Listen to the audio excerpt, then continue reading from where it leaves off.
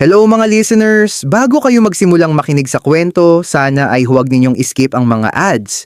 Malaking tulong po ito sa amin upang maipagpatuloy namin ang paggawa ng mga kwentong maibabahagi sa inyo. Maraming salamat sa inyong suporta. At sana ay mag-enjoy kayo sa pakikinig. Happy listening! Ako si Kevin, 24 years old, call center agent, graveyard shift. Hindi ko pinangarap ang pagiging call center. Hindi ko pinangarap na gumising sa hapon, pumasok sa gabi at matulog sa umaga na parang may kulang palagi. Pero nandito ako kasi ito lang ang choice ko. Hindi ako nakagraduate. Hindi dahil tamad ako, kundi dahil may mga bagay na kailangan kong unahin noon. Bills, bahay, survival. Mahirap lang ang pamilya ko. Magsasaka lang ang papa ko at walang regular na trabaho si mama. Isang kahid, isang tuka kami. Kung may ani, may pagkain. Kung wala, diskarte. Kaya maaga akong natutong magtiis at hindi magreklamo. Pangarap kong makatapos, oo. Pero mas kailangan naming mabuhay. Kaya nagdesisyon akong makipagsapalaran sa Maynila. Nakitira ako sa tita ko, pansamantala lang daw, habang naghahanap ako ng trabaho. Sabi ko sa sarili ko, konting tiis lang to. Pero noong unang beses akong dumating sa Maynila, ramdam ko agad kung gaano ako kaliit. Probinsyano, ignorante. Hindi ko alam kung saan papunta ang mga kalsada. Nanlaki ang mata ko sa mga building. First time kong makakita ng ganon kalalaki.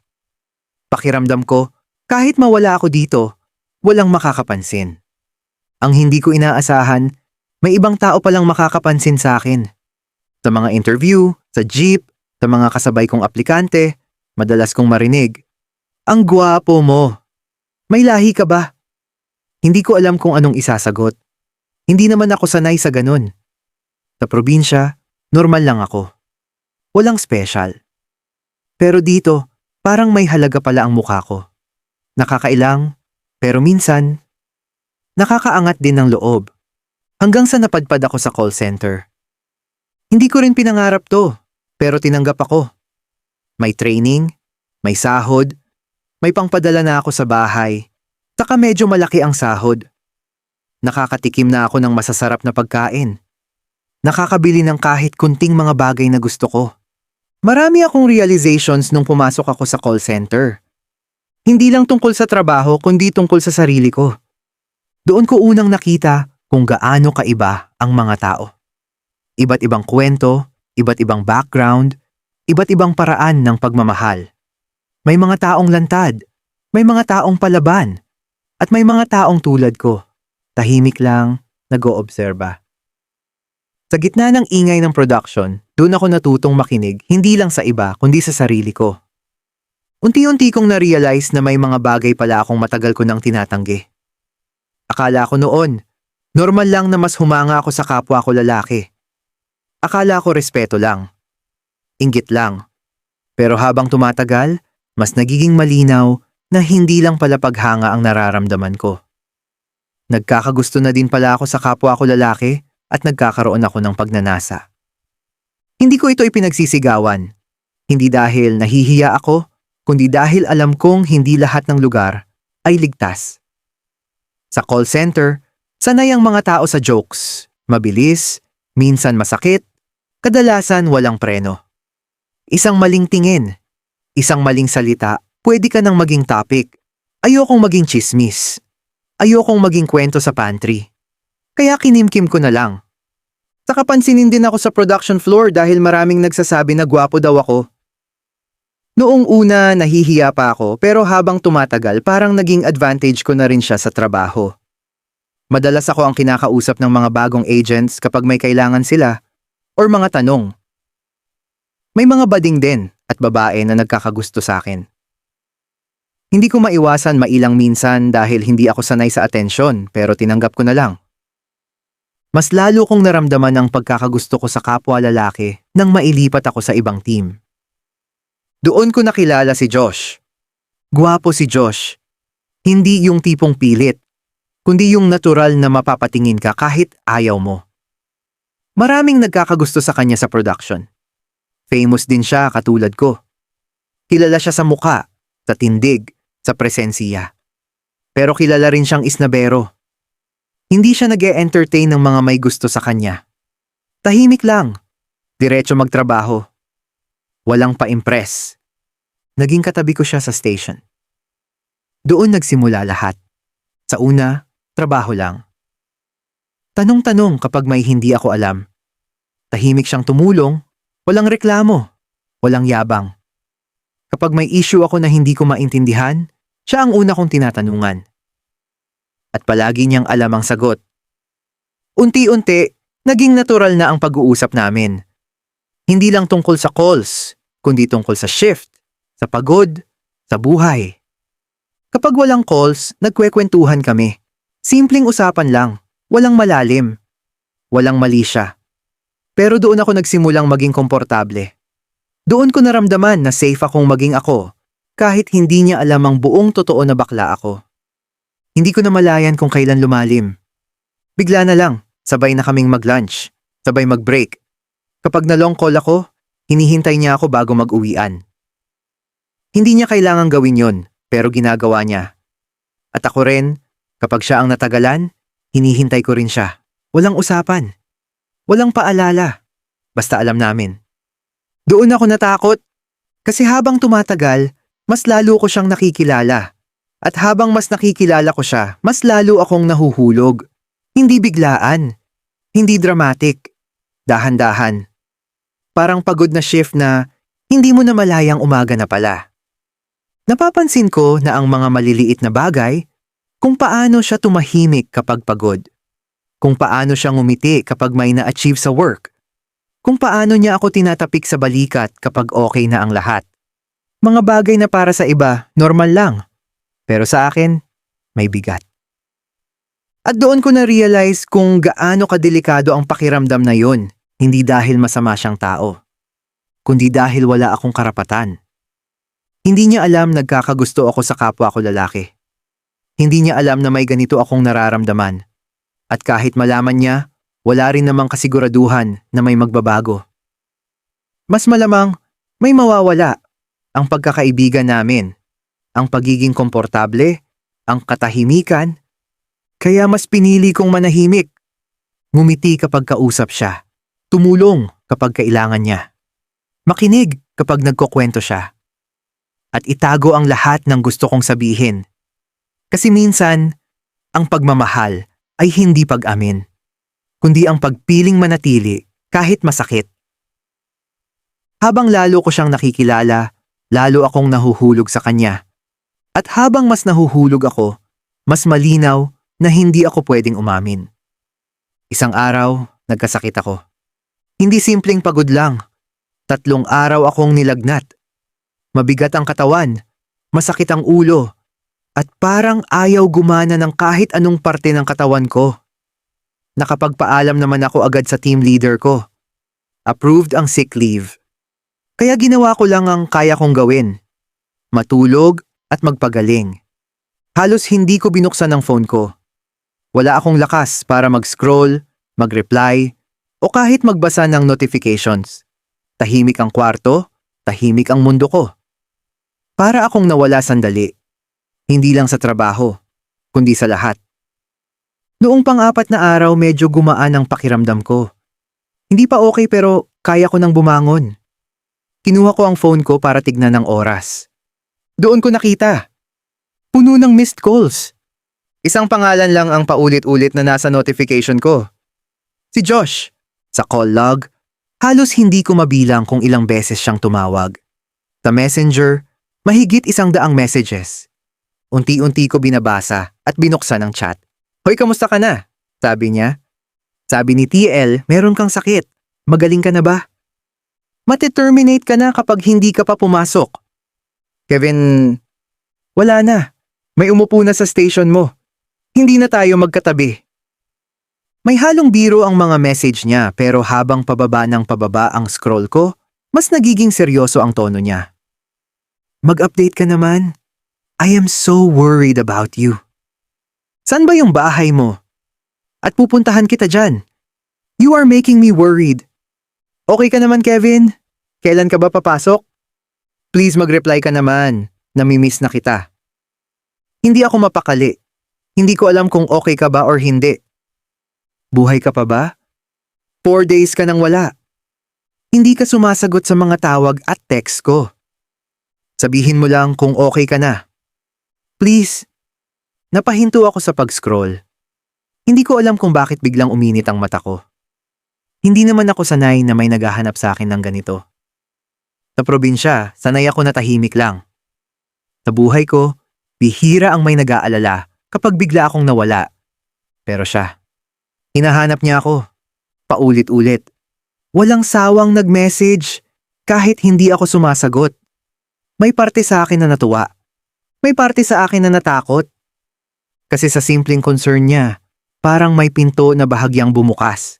Isang pinto na matagal ko nang sinarado. Ayokong bigyan ng ibang meaning. Ayokong umasa.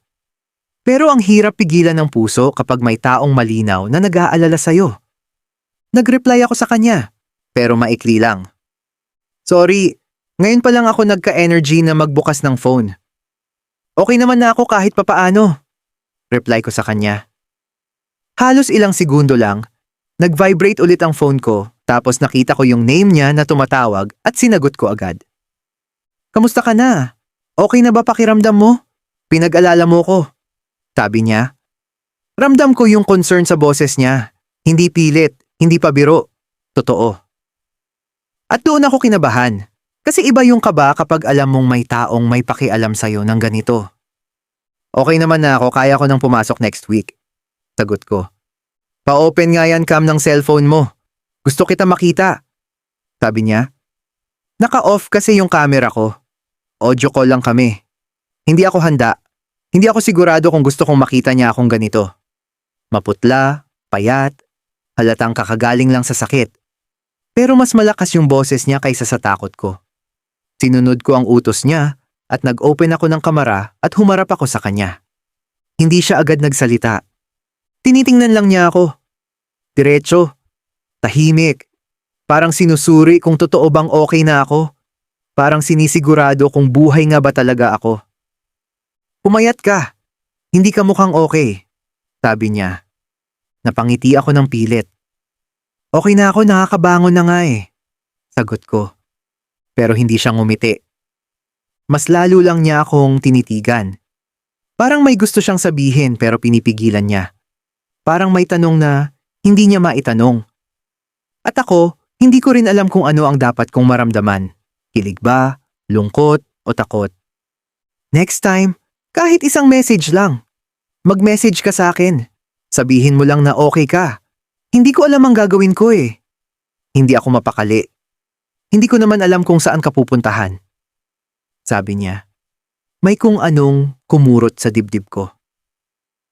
Hindi ko alam kung paano sasabihin na matagal na akong sanay na walang naghahanap.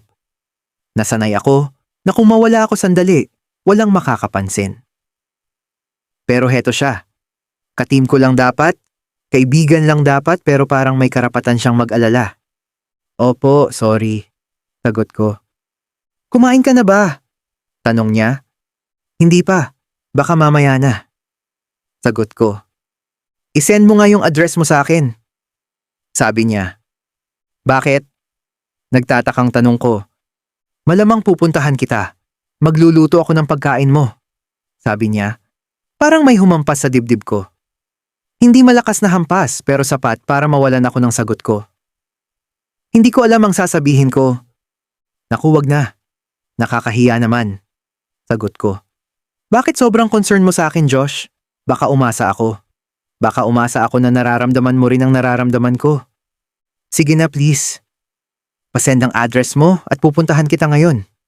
Seryoso na sabi niya. Josh, okay na talaga ako.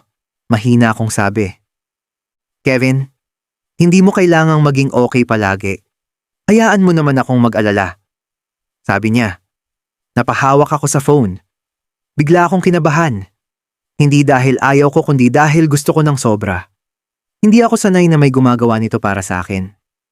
Hindi ako sanay na may pumipili sa akin ng ganito. Tahimik ako. Sa loob-loob ko, nag-aaway yung takot at ang pag-asa. Yung boses na nagsasabing delikado to at yung isa na bulong ng Paano kung pwede pala? Sige, sabi ko tapos sinend ko yung address ko. Okay, I'll be there. Mag-prepare lang ako, sabi niya. And then, he ended the call. Nakaupo lang ako sa kama. Tahimik ang kwarto pero ang lakas ng tibok ng puso ko. Hindi ko alam kung anong mas kinakatakutan ko. Ang makita siya sa personal o ang katotohanang may taong handang pumasok sa mundo ko kahit hindi ko hinihingi. Nag-open ako ng Facebook ko tapos tinatype ko yung name ni Josh at in-stalk ko yung account niya mo. Hindi ko alam bakit bigla ko na lang naisipan na mag-stalk sa kanya. May nakita akong shared quote na 3 days ago na. Napahinto ako at binasa ko. It's scary when someone starts to matter this much. Hindi ko alam kung bakit bigla akong kinabahan. Hindi ko alam kung para kanino yon. Para ba sa isang babae? Para ba sa isang taong hindi ko alam? Or para sa akin? Napabuntong hininga ako. Masyado akong umaasa. Baka masaktan lang ako. Maya-maya, nag-vibrate ulit ang phone ko. Nag-chat si Josh. Nandito na ata ako, pero hindi ko alam kung tama tong binabaan ko. Saan ba yung pasukan papunta sa inyo? Sabi niya. Biglang bumilis ang tibok ng dibdib ko. Naging sobrang excited ako, yung klase ng excitement na hindi maingay, pero ramdam sa buong katawan. Ilang araw ko rin siyang hindi nakita. Lumabas ako ng apartment at nakita ko siya agad. Nakatayo siya sa may poste. May mga dala-dala siyang supot. Nang mapansin niya ako, agad siyang nangumiti at nagmadaling maglakad papunta sa akin. Habang naglalakad siya palapit sa akin, para bang tumigil ang mundo ko. Parang humina ang lahat. Yung ingay ng kalsada, yung mga iniisip ko, yung takot ko. Nawala lahat. Parang kaming dalawa lang ang tao sa mundo ngayon. "Namiss kita," sabi niya. Tapos bigla niya akong niyakap. Nanlaki ang mata ko sa gulat. Hindi ako agad nakagalaw. Parang na-freeze yung buong katawan ko. Hindi ko alam kung paano ako magre-react sa ginawa niya. Bumilis yung tibok ng puso ko at hindi ko maintindihan kung bakit parang may kakaibang kaba sa dibdib ko. Hindi naman kami ganito dati. Oo, close kami sa production, madalas magkasama sa shift, pero hindi umabot sa ganito. Hindi ko alam kung yayakap din ba ako pabalik o itutulak ko siya. Natulala lang ako habang ramdam ko yung higpit ng yakap niya. Parang ayaw niya akong bitawan. Na para bang matagal niya nang gustong gawin yon. Tapos nagsalita ulit siya. "Hoy, okay ka lang?" Sabi niya, sabay tapik sa balikat ko. Napakurap ako. Medyo natulala ako sa pagyakap niya sa akin. Parang naiwan ang isip ko kung saan. At ngayon lang bumalik sa katawan ko. "Okay lang. Medyo nahilo lang ako." Sagot ko agad. Pilit kong pinakalma ang boses ko. Tiningnan niya ako parang hindi naniniwala sa sinabi ko, tapos nagsalita ulit siya. "Sigurado ka, okay ka lang?" "Oo nga, tara na pumasok na tayo sa room ko," sabi ko. Tapos naglalakad na kami paakyat sa 3rd floor. Habang naglalakad kami, inilapit niya ang sarili niya sa akin. Pagdating sa hagdanan, bigla niyang inilagay ang braso niya sa balikat ko. Isang akbay na parang natural lang para sa kanya, pero para sa akin, parang may kuryenteng dumaan sa buong katawan ko. "Dahan-dahan ka, baka mahilo ka ulit," sabi niya. Sa bawat hakbang pa itaas, mas lalo kong nararamdaman kung gaano ako kahina sa sandaling yon at kung gaano siya kalapit. Hindi lang pisikal, kundi emosyonal. Pagbukas ko ng pinto ng room, agad siyang sumilip sa loob, parang sinusukat kung okay lang ba ang lugar ko. Maliit lang ang kwarto ko. Isang kama, isang maliit na lamesa, electric fan sa sulok, at ilang gamit na maingat kong inayos para hindi magmukhang magulo. Simple lang, pero malinis. Tahimik. Parang katulad ko, walang arte pero sinusubukang maging maayos. Inilapag niya muna ang mga dala niya sa mesa, tapos tumingin ulit sa paligid. Hindi mapanghusga ang tingin niya. Hindi rin impressed. Normal lang. Parang sinasabi ng mga mata niya na, "Okay lang to." "May mga gamit ka ba pang luto?" tanong niya, sabay taas ng hawak niyang mga supot. "Oo, meron naman." Sagot ko tapos umupo ako sa kama ko. Okay, magpapahinga lang ako saglit ha, tapos magluluto na ako ng food mo para naman makakain ka ng maayos at ng masarap. Sabi niya tapos umupo siya sa tabi ko. Ramdam ko na bumigat yung kama nung umupo siya. Naging tahimik bigla yung room. Ramdam ko ang init ng braso niya sa tabi ko. Hindi niya ako hinahawakan, pero sapat na yung lapit niya para maramdaman ko. Bawat hinga niya, parang naririnig ko.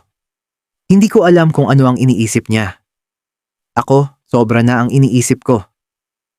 Sinubukan kong tumingin sa harap, sa dingding, sa kung saan man, para lang hindi siya tingnan. Pero kahit hindi ko siya nakikita, alam kong nandoon siya. Tahimik. Nakaupo tapos bigla siyang nagsalita. Alam mo bang hindi ako makapag-focus sa work dahil iniisip ko kung kamusta ka na. Tapos hindi ka man lang nagre-reply sa mga text or tawag ko. Sabi niya, hindi ko agad alam kung anong isasagot. Nakatingin lang ako sa sahig. Sorry, hindi ko sinasadya. Wala lang talaga akong energy. Mahina akong sabi, gets ko, and buti okay ka na. Hindi na ako masyado mag-aalala sa'yo. Sabi niya. Bakit ganyan ka? Tanong ko. Anong bakit ganyan ako? I don't understand you. Sagot niya na parang naguguluhan sa tanong ko.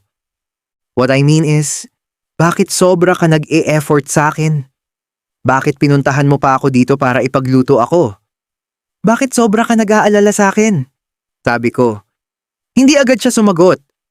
Nakatitig lang siya sa akin. Hindi yung titig na nakakailang tapos nagsalita siya. Siyempre, kaibigan kita. Ganito ako mag-care sa mga kaibigan ko eh. Sagot niya. Bigla kong naramdaman yung bigat sa dibdib ko. Yung kilig kanina, unti-unting napalitan ng kirot. Nasaktan ako sa kaibigan lang. Medyo umasa ako na baka nga pareho kami ng nararamdaman. Nagsalita ulit siya. Mahiga ka muna dyan. Magluluto na ako. Sabi niya tapos tumayo siya at nagsimula ng mag-prepare at magluto. Ano palang lulutuin mo? Tanong ko, pilit ibinabalik sa normal ang boses ko kahit may kirot pa rin sa dibdib dahil sa pagkakasabi niya ng kaibigan. Sinigang tapos pakbet, yung favorite mo. Sagot niya agad. Napatingin ako sa kanya at medyo nagulat. Paano niya nalaman na favorite ko yon? Hindi ko naman sinasabi sa kanya yon. Hindi pa naman kami sabay kumakain ng mga ganong ulam. Wala siyang dahilan para malaman na gusto ko yung mga yon. Paano mo nalaman na favorite ko yon? Parang hindi ko matandaan na sinabi ko sa'yo. Sabi ko. Ngumiti siya ng konti. Nakita ko sa stories mo dati, sabi mo na mimiss mong kumain ng sinigang at pakbet na luto ng mama mo. Sagot niya. Kaya pala, sabi ko, tapos nagluto na siya. Habang nagluluto siya sa maliit naming lutuan, naririnig ko yung mahinang kalansing ng sandok at kaldero. Amoy pa lang ng sinigang, parang may kung anong humihila sa alaala ko pa uwi sa probinsya. Sa kusina namin noon, sa boses ni Mama. Naupo ako ulit sa kama at kinuha ko ang phone ko. Binuksan ko ang Facebook. Nagpunta ako sa archive, tapos sa stories history. Hinahanap ko yung sinasabi niya na pinost ko na favorite ko na ulam. Tiningnan ko ang date. 5 months ago ko pa ito na post. Random stories lang to at kahit ako hindi ko na maalala. Pero siya, natandaan niya. Hindi ko napigilan ang ngiti ko. Natandaan niya yon? Talaga bang tinandaan niya? Medyo natawa ako sa sarili ko. Ang babaw ko ba kung matouch ako sa ganito? It wasn't about the food. It wasn't about the post. It was about the fact that someone paid attention when I wasn't trying to be seen. Someone remembered a small detail I shared. Because when someone remembers the small things about you, it means you mattered to them. It means they saw you not just when you were loud, but when you were simply being yourself. And sometimes, that's enough to make a heart feel less alone. Kevin, luto na. Kain na tayo. Tawag ni Josh mula sa kusina. Tumayo ako agad at lumapit sa maliit na lamesa. Pag-upo ko, bumungad sa akin ang 2 ulam, pakbet at sinigang. Bigla akong natakam. Matagal na rin akong hindi nakakain ng ganito. Bigla ako tuloy na miss yung luto ni Mama at parang gusto kong umuwi sa probinsya namin sa Cebu Province. Salamat sa pagluto mo, sabi ko. Damihan mong kumain, Sagot niya. Unang subo ko ng sinigang, napapikit ako saglit. Maasim sa tamang timpla, mainit, masarap. Tahimik lang kaming dalawa habang kumakain. Paminsan-minsan, napapatingin ako sa kanya kung paano siya kumain. At sa bawat sulyap, paulit-ulit kong tinatanong ang sarili ko. Bakit ganito siya sa akin? Bakit ganito ang pag-aalaga? Ganito ang effort? Ganito ang lambing? Kahit alam ko naman ang sagot. Ganito lang daw talaga siya sa mga kaibigan niya. Pagkatapos naming kumain, bumalik kami sa higaan ko para magpahinga. Umupo kami, magkatabi, nakasandal sa kama. Medyo inaantok ako, sabi niya, sabay ngiti na parang nahihiya. Pwede ka namang matulog saglit, sagot ko. Hindi na siya sumagot. Bigla na lang niyang isinandal ang ulo niya sa balikat ko. Ramdam ko ang bigat ng ulo niya. Hindi mabigat, pero sapat para maramdaman ko kung gaano siya kalapit. Ramdam ko ang hininga niya, mabagal, kalmado. At sa sandaling yon, parang mas lalong naging tahimik ang mundo. Hindi ko na namalayan na nakatulog na rin pala ako. Siguro dala ng pagod. Siguro dahil sa init ng katawan niya sa tabi ko. Hindi ko alam kung ilang minuto o oras ang lumipas na nakatulog ako pero bigla akong nagising. At nung iminulat ko ang mga mata ko, nakatitig sa akin si Josh. Sobrang lapit ng mukha niya sa mukha ko. Halos wala ng pagitan. Napahinto ang hininga ko. Hindi siya umiwas. Hindi rin siya ngumiti. Tinitigan lang niya ako. Gising ka na, sabi niya. Oo, sagot ko pausang boses ko. Hindi ko alam kung bakit, pero parang biglang natuyo ang lalamunan ko. I'm just making sure na okay ka na at hindi ka na mainit, sabi niya. Unti-unti siyang umupo ng diretso, lumayo ng kaunti. Parang walang nangyari. Parang hindi kami halos magkadikit kanina. Pero ako, ramdam ko pa rin ang bakas ng sandaling yon.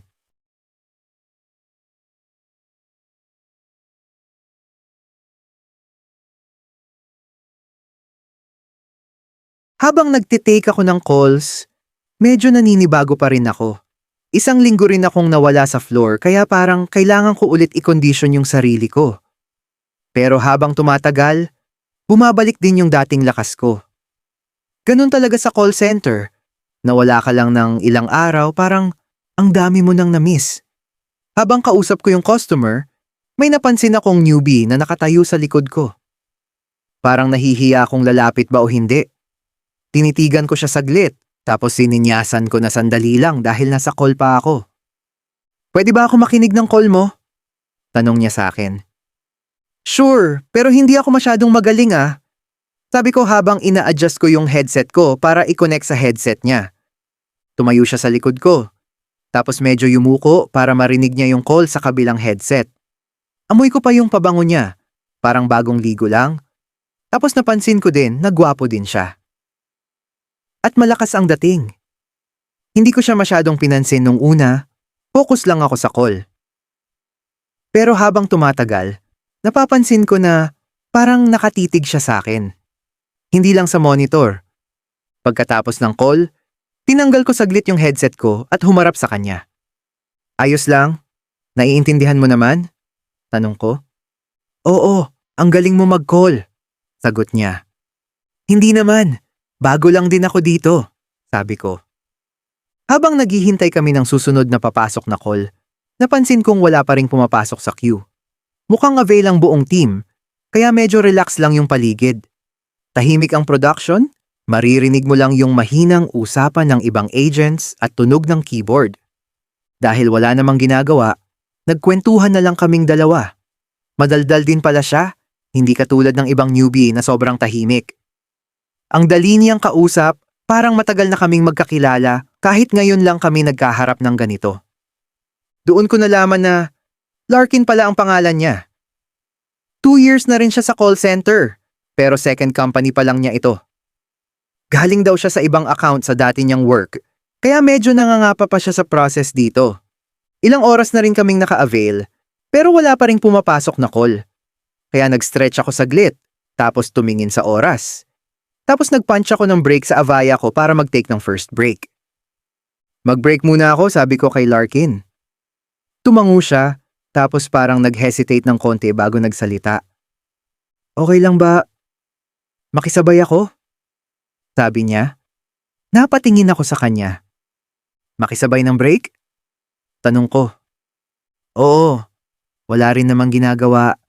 Nasa meeting pa daw trainer namin. Wala pa akong masyadong kilala dito. I just want to make friends. Sabi niya, medyo nahihiya pa. Sige lang tara. Sabi ko tapos ngumit ako. Sabay kaming tumayo tapos naglakad palabas ng production. Dumaan ulit kami sa locker area, tapos diretso sa pantry. Nagpatuloy kami sa kwentuhan ni Larkin. Ang sarap niyang kausap at mabilis makagaanan ng loob. Pagkatapos ng shift, pumunta na ako sa locker area para kunin ang mga gamit ko.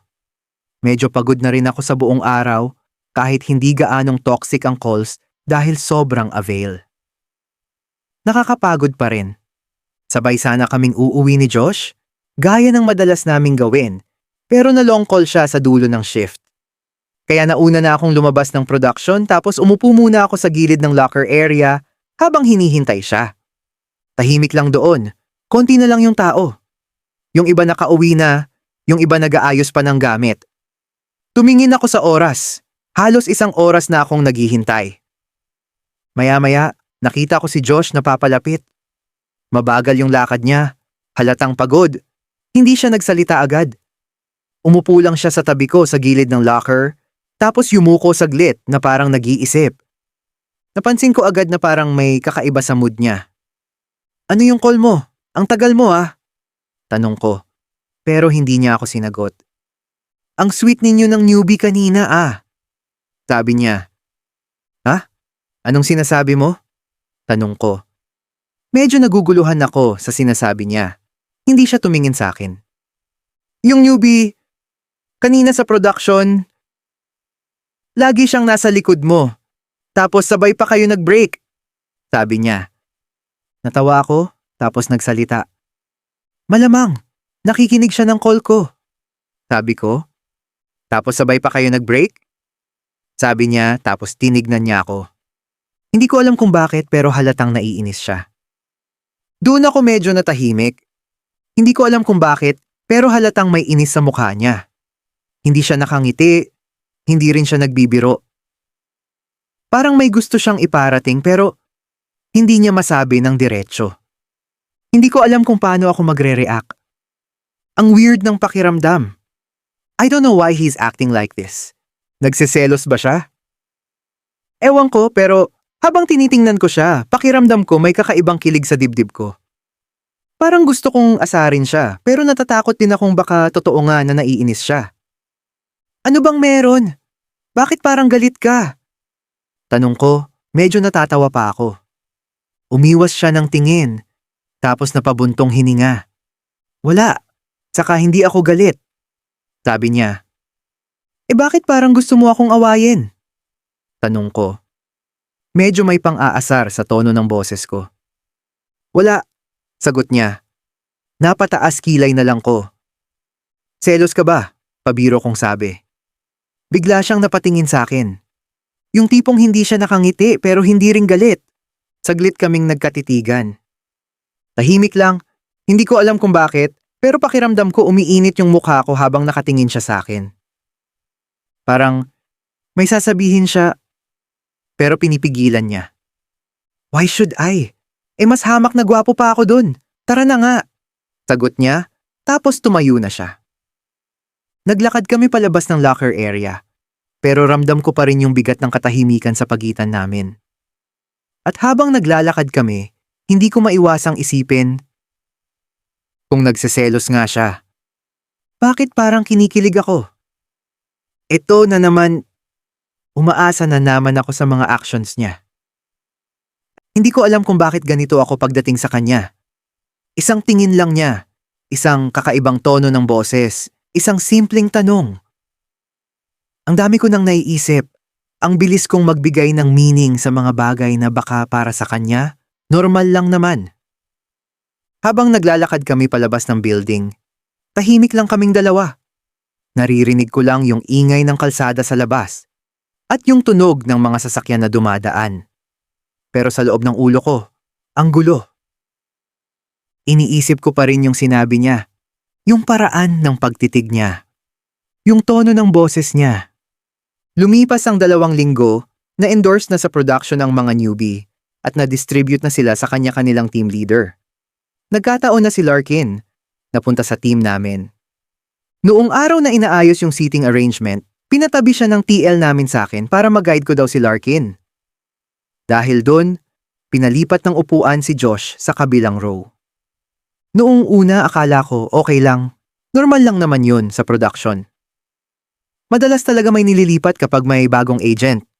Pero napansin ko agad yung reaction ni Josh. Hindi siya nagsalita nung una, pero halatang hindi siya natuwa. Ako talaga yung ililipat, sabi niya sa TL namin. Ikaw kasi yung malapit and I need you din sa ibang tasks. Sagot ng TL namin. Wala nang nagawa si Josh kundi tumayo at ilipat yung gamit niya. Pero habang nagliligpit siya, ramdam ko na mabigat yung loob niya. Hindi siya nagsasalita, hindi rin siya tumitingin sa akin. Simula nung araw na yun, mas lalo kaming naging close ni Larkin. Lagi siyang nakadikit sa akin. Tumasabay siya sa break and lunch ko. Pero kahit ganun, alam ko sa sarili ko, wala pa ring tatalo sa closeness namin ni Josh. One time, nagkasabay kaming 3 mag-lunch. Si Larkin, ako, at si Josh. Hindi naman planado. Nagkataon lang na sabay kaming nag-lunch, tapos sumabay si Larkin sa amin papuntang pantry. Akala ko okay lang, normal lang naman na magkakasama. Total magkaka-team lang kami. Pero pag upo pa lang namin sa mesa, ramdam ko na agad yung bigat ng aura. Tahimik si Josh. Hindi katulad dati na siya yung madaldal, siya yung laging may kwento. Kapag ibang ka-team namin ang kasama namin ni Josh, okay naman siya pero ewan ko ba bakit parang ang bigat ng loob niya kay Larkin. Ngayon, kumakain lang siya, nakayuko, tapos paminsan-minsan lang magsasalita. Si Larkin naman, halatang nag-a-adjust. Sinusubukan niyang mag-open ng topic. Magiinuman kami ng mga ka-wave ko mamaya after shift. Gusto ninyo ba sumama? Tanong ni Larkin sa amin ni Josh. Hindi ako pwede, sagot ni Josh. Walang ka-emotion-emotion. Napatingin sa akin si Larkin. Ikaw Kevin, gusto mo ba sumama? Tanong niya. Pwede naman ako sumaglit pero uuwi din ako agad. Sagot ko tapos tinignan ako ni Josh. Yung tingin niya, hindi ko ma-explain. Hindi galit, hindi rin normal. Parang may tanong, parang may reklamo. Bigla akong nailang. Hindi ko alam kung bakit kailangan niya akong tingnan ng ganun. Bakit parang may mali? Pero bakit pakiramdam ko? Parang may nagawa akong hindi niya nagustuhan. Tahimik na ulit kaming kumain.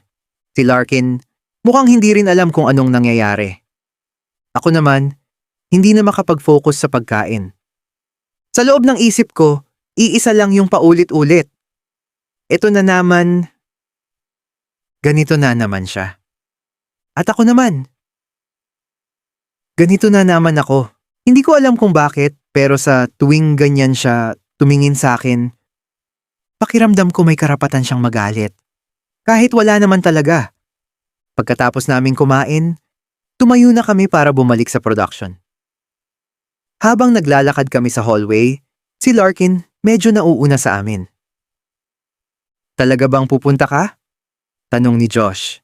Napatingin ako sa kanya. Ano? Sagot ko medyo naiirita ako kasi hindi ko siya maintindihan. Hindi siya agad sumagot. Naglakad lang siya habang nakatingin sa harap. Tapos maya-maya nagsalita siya ulit.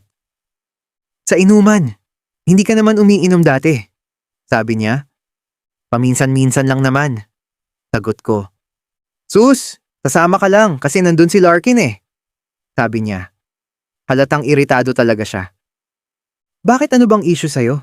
Tanong ko. Naguguluhan ako sa kanya. Hindi ko naman siya boyfriend para umarte siya ng ganyan. Hindi siya nagsalita tapos binilisan niya yung paglalakad niya.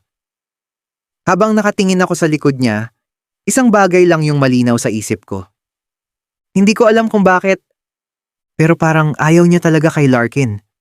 At mas lalo akong naguguluhan kung dahil ba yun kay Larkin o dahil ayaw niyang may ibang taong lumalapit sa akin.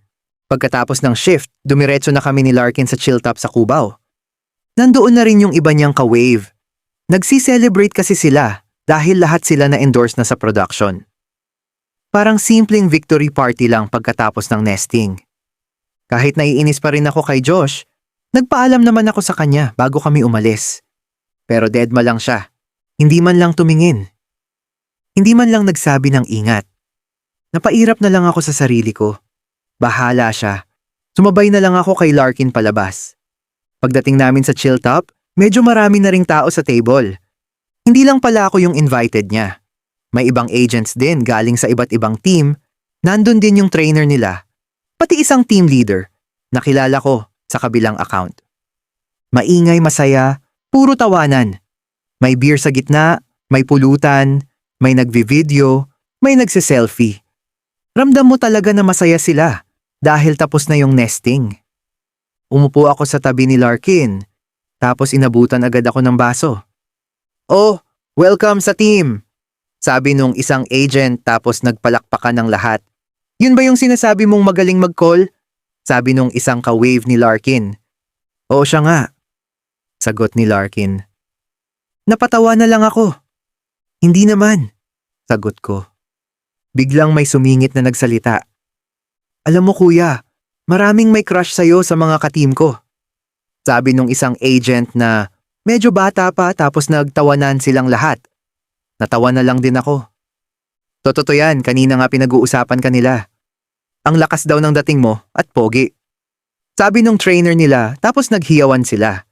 Medyo nailang tuloy ako dahil hindi ako sanay sa ganito. "Bakit hindi mo kasama si Josh?" Sabi nung isang agent. "May ibang lakad eh," sagot ko. "Sayang. Marami din naghahanap sa kanya dito," sabi nung isang team leader. Napatawa na lang ulit ako pero hindi na ako nakisabay sa usapan. Uminom na lang ako ng beer. Tapos napatingin sa phone ko. Hindi ko alam kung bakit. Kahit ang saya ng paligid, kahit ang daming kausap, kahit ang daming tumatawa. Parang may kulang pa rin. Kahit na naiinis ako sa kanya, si Josh pa rin yung naiisip ko. Tinitignan ko yung paligid. Halata na medyo may tama na yung karamihan. Maingay na, mas malakas na yung tawanan, may iba na sumasayaw, yung iba paulit-ulit na yung kwento. Pati si Larkin, namumula na yung mukha. Nagpaalam ako para pumunta sa CR. Naglakad ako papunta sa restroom. Medyo hilo na rin ako, pero kaya pa naman. Pagpasok ko sa loob, tahimik. Lumapit ako sa lababo tapos naghugas ng kamay at naghilamos ng konti para mahimasmasan. Habang nakatingin ako sa salamin, napansin ko na parang may pumasok sa likod ko. Pagtingin ko sa reflection, si Larkin pala. Hindi ko na malaya na sumunod siya. Kami lang dalawa sa CR. "Ang tahimik mo doon ah," sabi niya. Medyo hindi lang ako makasabay sa usapan at medyo lasing na rin ako. Sagot ko.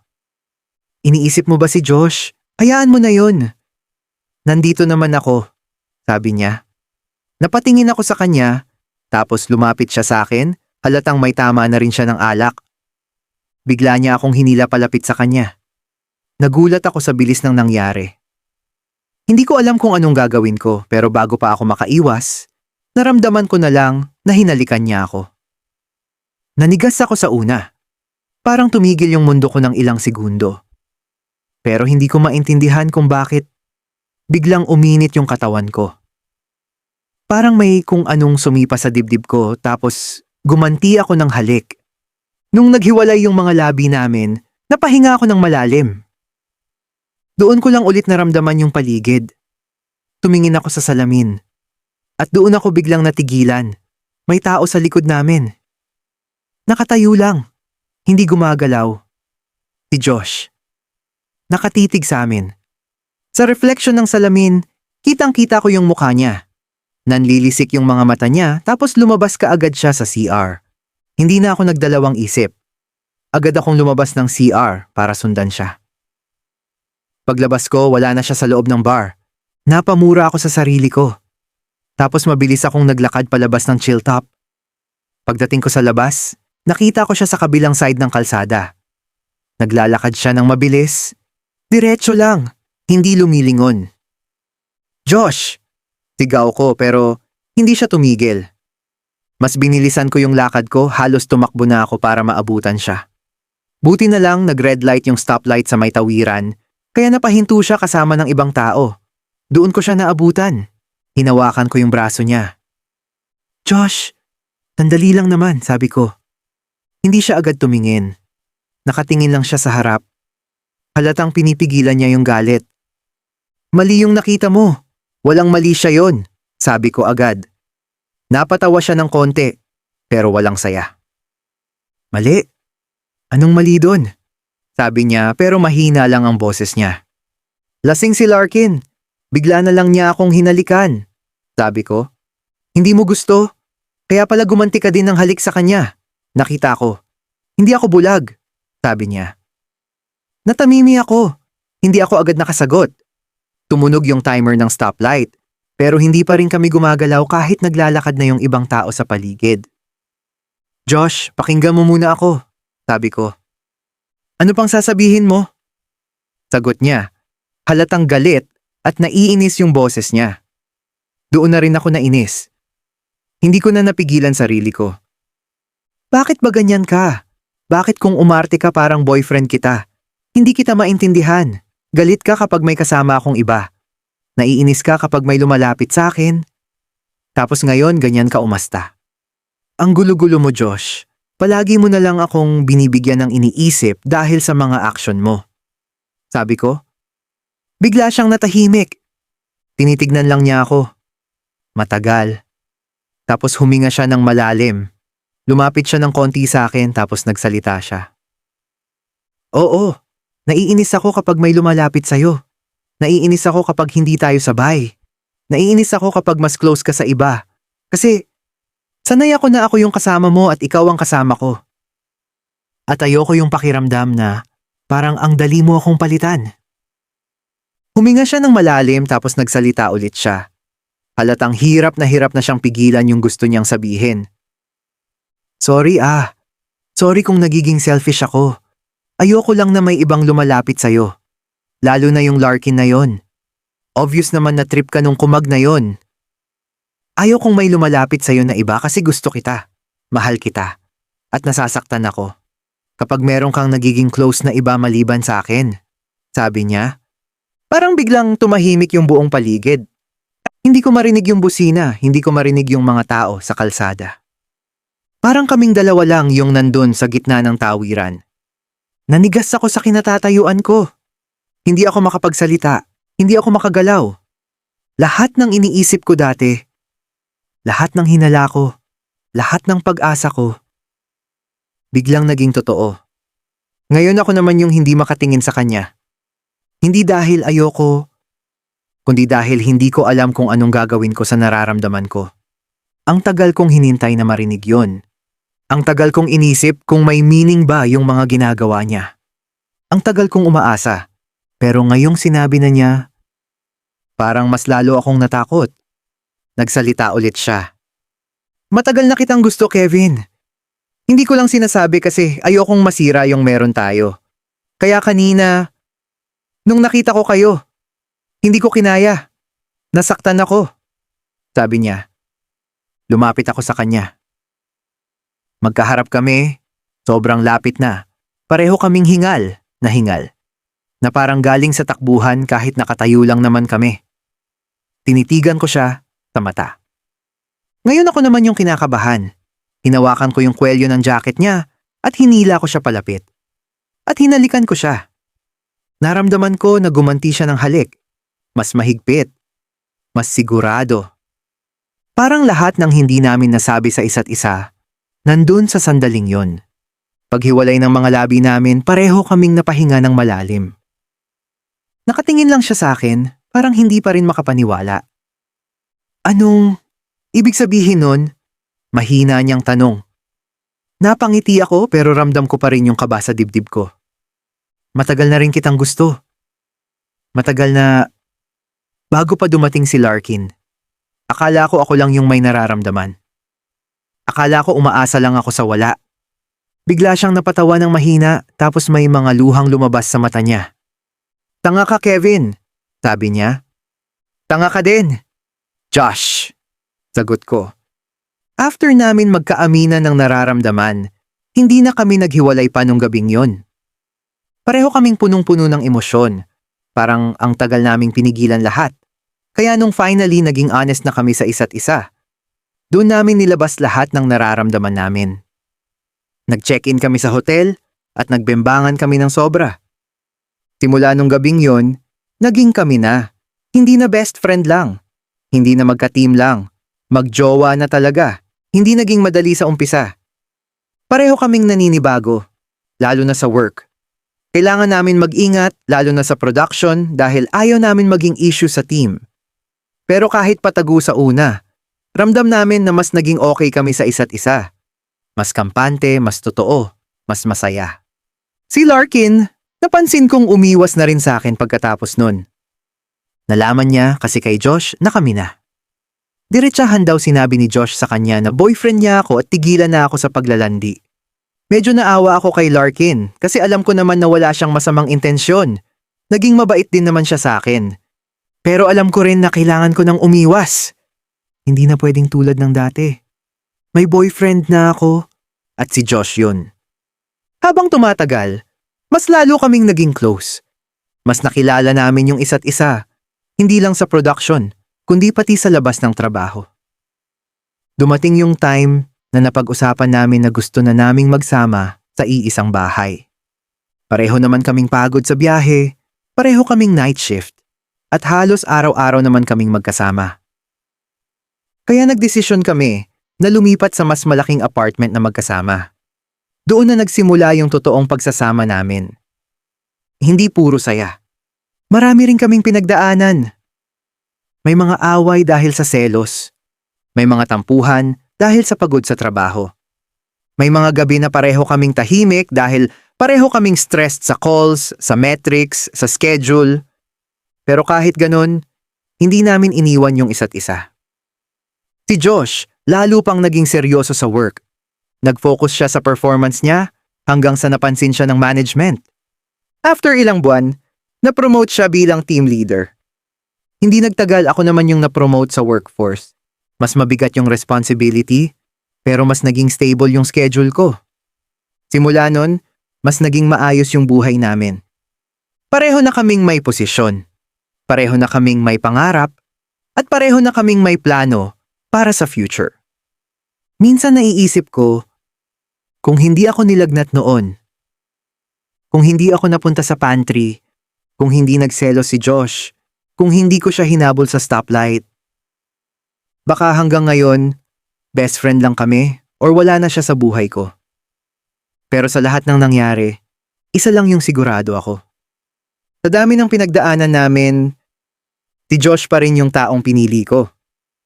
At hanggang ngayon, siya pa rin yung gusto kong makasama habang buhay. Don't miss out on our latest wild and unfiltered stories. Subscribe now to The Vibe is Unfiltered on YouTube and follow us on X, Instagram, and TikTok at The Vibe is Unfiltered. For extra updates and more kwento, like and follow our Facebook page, The Vibe is Unfiltered. Stay tuned! Mas marami pa kaming pasabog na stories for you.